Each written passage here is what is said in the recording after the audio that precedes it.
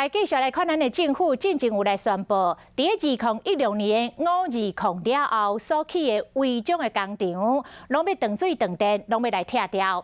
啊，像这款的违规的工厂，至少有317间，也毋过到目前为止，敢若一间断水断电，一间来拆掉。环保团体痛骂讲，政府这速度太慢了。没有断水断电啊，机具还在动啊。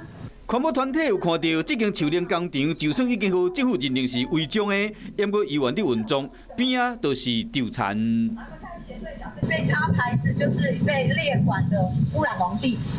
起伫农地违章工厂，影响公安更加有农地污染的问题。经济部公布这4年来新增改违章工厂，上少有317间，也有16000间等待确认。因为今年3月底到即马，敢若一间断水断电，一间拆掉。 环保团体认为讲，这最主要是因为客载人员无够。违章工厂数量最多跟新增可能最多的彰化县来看，它的违章查处人力有6人，但6人要查6000多件，这听起来是一个非常不合理的一个数字。不管是中央或地方政府，针对农地违法工厂，没有很认真在看待这个问题的严重性。